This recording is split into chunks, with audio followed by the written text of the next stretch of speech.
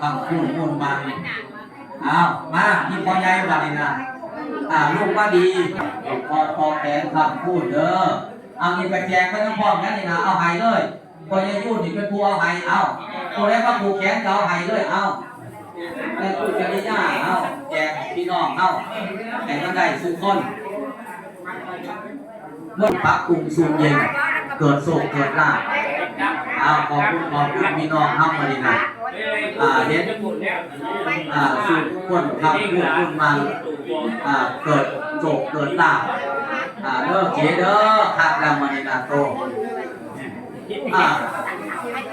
ยังอีก3 ปีสิเกษียณสิก็โอ้ยก็แง่แล้วเนาะ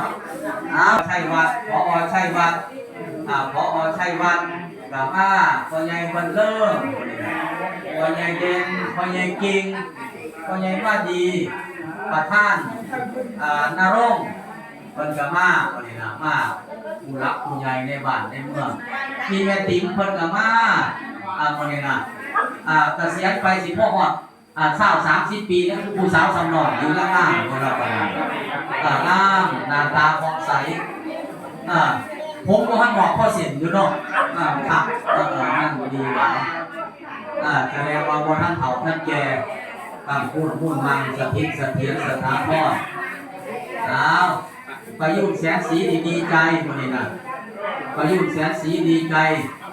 ประยุทธ์แสนสีคุณพี่เพื่อพันดีใจหลายจริยาแสนสีผู้จัดการไอ้คนนี้จะรุ่นแสนสีบ่มากเลยจะรุ่นคนนี้นะบอกจำรุ่นก็มากคนนี้นะจำรุ่นแสนสีน้องสาวเนี่ยบรรจุนะดีใจน้ำไหลดีใจน้ำไหล